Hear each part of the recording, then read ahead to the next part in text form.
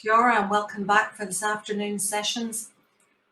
We live in an increasingly digital world with ever-evolving technology, which is becoming more and more part of our infrastructure solutions. How we leverage technology to move forward will be a key element in our future success, as well as dealing with environmental outcomes. Earlier this year, Infrastructure New Zealand hosted discussions with the Honourable David Clark prior to the release of the New Zealand Digital Strategy. Discussion on this document last month, and it's my pleasure to now introduce him. This is a pre-recorded address. So Minister Clark was first elected as the Labour Member of Parliament for Dunedin North in 2011. He came to Parliament via quite a circuitous route, having run a University of Otago residential college, working as a Presbyterian minister, and worked as a Treasury analyst. He is Minister of Commerce and Consumer Affairs, Minister for the Digital Economy and Communications, Minister for State-owned Enterprises, and Minister for Statistics. He is also the Minister responsible for the Earthquake Commission. So I'm just going to hand over now for this pre-recorded ministerial address. Thank you. E ngā mana, e ngā reo, e ngā karangatanga maha o te wā. Tēnā koutou, tēnā tātou katoa. Ki ngā mana whenua, anu nei aku mihi kia koutou. Nōku te honorei kia haere mai ki te whakanuia tēnei huihuinga whakahirihira. Ane, oku kaupapa mātua mō te maru mahuki, mahi tika, mahi tahi, mahi ake. Nō reira, ngā manaakitanga ki runga i a tātou katoa, tēnā koutou, huri noa i te whare, tēnā rā tātou katoa. As a small trading nation a long way from the rest of the world, New Zealand's future prosperity lies in sustainable, high-value jobs producing goods and services with a low carbon footprint.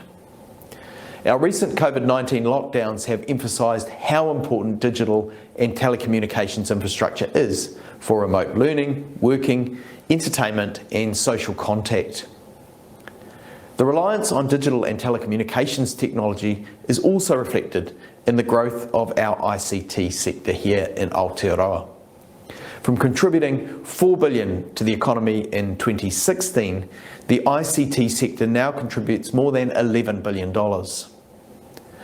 Meanwhile, the number of people employed in the ICT sector has more than doubled over the same time, from 30,000 to over 60,000. Our vibrant tech sector is now the fastest growing industry in New Zealand and has grown 30% faster than the economy overall. According to the New Zealand Game Developers Association, revenue from New Zealand's digital gaming industry in 2020 was $324 million.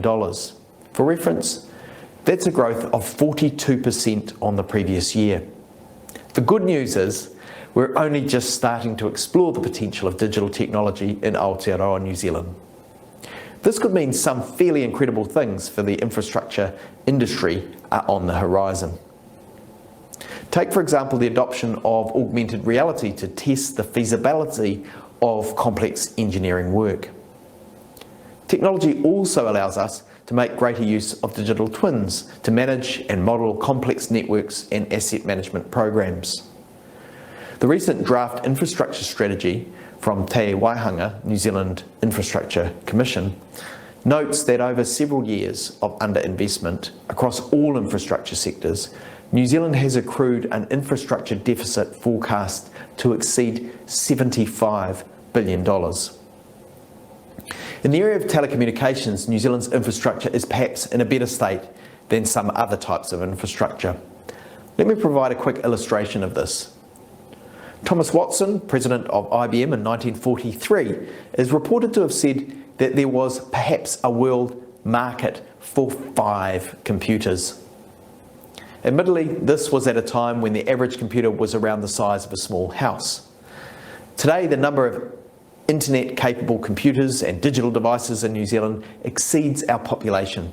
In fact, in 2018 alone, there were more than 134 mobile phone subscriptions for every 100 New Zealanders. The number of internet-capable devices and the increased individual capabilities of those devices has prompted massive growth in digital data use and transmission as well. The result of this rapid development is that both the government and the private sector have had to make substantial, sometimes repeated, investments to keep pace with demand. Telecommunications companies have invested more than $15 billion into their networks in the last 10 years. Much more is to come as the rollout of 5G technology gains momentum. Copper phone lines are phased out in some areas and more fibre cabling is laid. However, future private investment in digital technology should not just be limited to the telecommunications sector. Digital infrastructure can assist with reducing the overall New Zealand infrastructure deficit in other ways as well.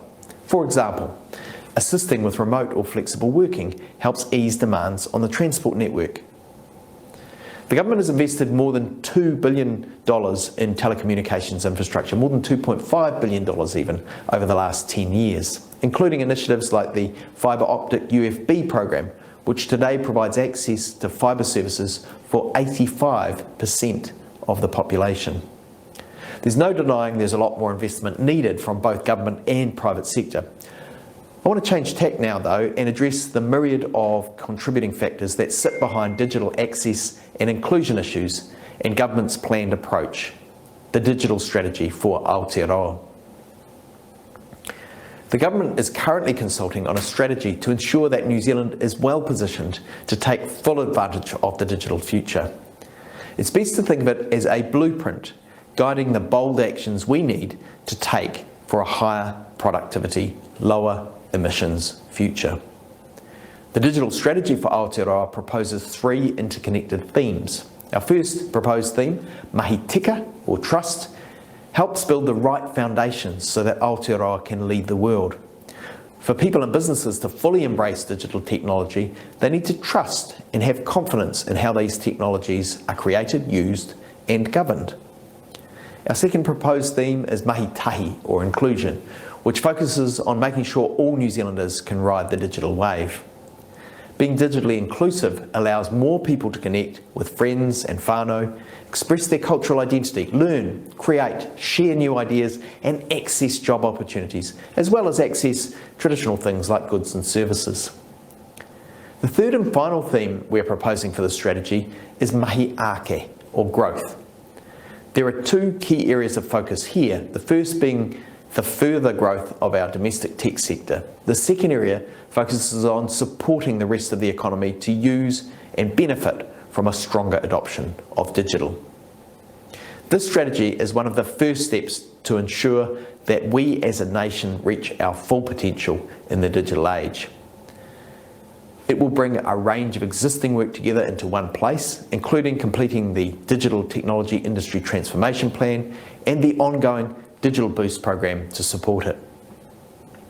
The strategy will also be supported by and partly implemented through the Future of Connectivity Work Program. I look forward to providing updates on its progress in the months ahead. I congratulate Te Waihanga, the New Zealand Infrastructure Commission, on the release of its draft infrastructure strategy. I see the draft infrastructure strategy, digital strategy for Aotearoa and the Future of Connectivity program as being complementary. As I draw to a close, I'd like to say I'm excited about what the future may hold. We're living through a period of significant change and opportunity. Despite recent activities of some well-known billionaires, actors, and our own Peter Beck of Rocket Lab, one could say that cyberspace, rather than space, is in fact today's new frontier. I challenge you now to imagine how evolving ICT could lift productivity and innovation for your own organisation. When arriving at your fork in the road, what bold decision can you take? I see the conference organisers have been kind enough to offer you some assistance in this regard. I understand the next speaker will be the much acclaimed futurist, Dr. Catherine Bell. Nō reira, tēnā koutou, tēnā koutou, huri noi te whare, tēnā rā, tātou katoa. Kia ora koutou. Thank you, Minister, for that address, and great to see him finishing on a challenge to us, which is basically that what is the art of the possible? Again, very much a theme coming through our discussions through the last 4 days. Interesting to hear the Minister talk about the investment in the digital arena, and some very big numbers were presented by him. But I guess what I was reflecting on in that was that they all pale into insignificance when you look at the infrastructure deficit and the numbers that are involved with that. But it's also encouraging to hear the Minister talk about the fact that the digital strategy is not just about telecommunications. And I guess at one stage we were all quite worried about that might be where it ends up. But this is actually about how can digital and technology transform what we do within our own respective industries and organisations. And great to hear him finishing on the fact that the infrastructure strategy, the digital strategy are all complementary to each other, so they're not in competition with each other. So I think that does set the scene for as we move into this afternoon's sessions, and we'll continue with that technology theme, starting at 1 o'clock with emerging technologies. And then we'll have a discussion on Te Ao Māori, a discussion on how that integrated approach can be used to deliver better infrastructure outcomes. So thank you for attending this session. Just remind you that the content will also be available on demand 24 hours after the session. Thank you and look forward to seeing you in the next session. Mā te wai.